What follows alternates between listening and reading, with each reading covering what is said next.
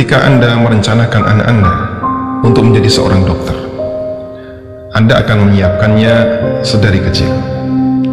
Anda akan pantau belajarnya, Anda pantau kegiatannya, dan seterusnya.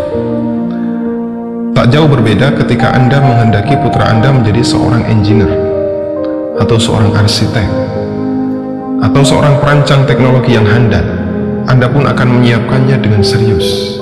Demikian pula ketika Anda menghendaki putra Anda menjadi seorang aparat negara, menjadi pejabat, menjadi pemimpin yang handal berpolitik, atau menjadi seorang ekonom yang handal. Mungkin Anda akan siapkan semua rencana itu sejak dini. Bagi masyarakat kita, mereka sepakat semua itu cita-cita besar, seolah hanya anak cerdas yang berhak mendudukinya. Sehingga ketika ada anak yang cerdas di tengah mereka, semua akan menyarankan agar dia kuliah di bidang sains, kuliah di teknologi, atau minimal ilmu umum. Mereka demikian bangga ketika anaknya bisa kuliah di ilmu umum atau mendalami sains dan teknologi. Namun sangat disayangkan, kebanggaan semacam ini ternyata tidak berlaku untuk ilmu agama. Bagi sebagian masyarakat, pesantren adalah pilihan paling dasar, pilihan terakhir dalam belajar. Mereka bahkan akan menyayangkan ketika ada anak cerdas yang masuk ke pesantren. Pesantren itu tempatnya anak sisa, bukan anak cerdas.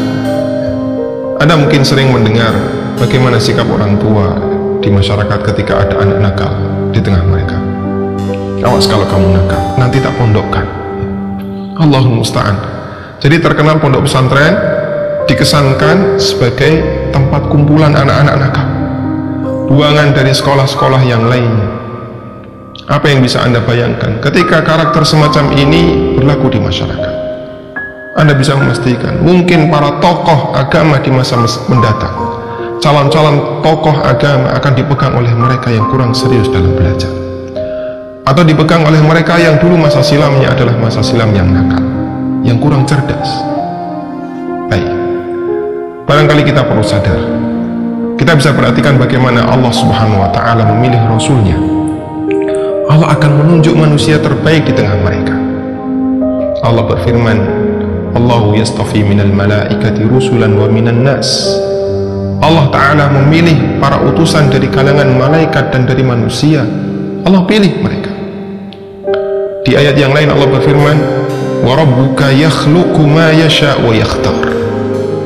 Rabbmu menciptakan apa saja yang dia kehendaki, dan dia memilihnya sesuai yang dia kehendaki. Tentu saja untuk urusan risalah Allah akan pilih yang terbaik. Allah tunjuk manusia pilihan karena mereka akan mendakwahkan, mengemban dakwah Islam yang akan menyampaikan qaulan tsaqila, kalimat yang berat, yaitu Al-Quran. Karena Al-Quran sesuatu yang sangat berharga. Sehingga sudah sepantasnya generasi yang meneruskan perjuangan para nabi haruslah generasi pilihan, generasi yang cerdas akal dan cerdas mental, bukan anak-anak sisa yang terkesan suram masa depannya.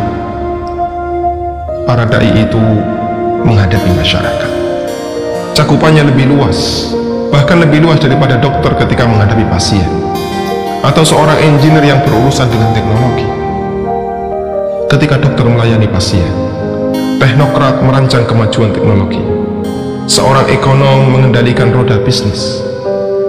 Para dai, mereka mendidik umat, menentukan kualitas agama dan moral masyarakat. Sekali lagi, berikan perhatian untuk calon pendidik umat di masa mendatang. Arahkan anak cerdas untuk akhirat, bukan semata menekuni ilmu dunia.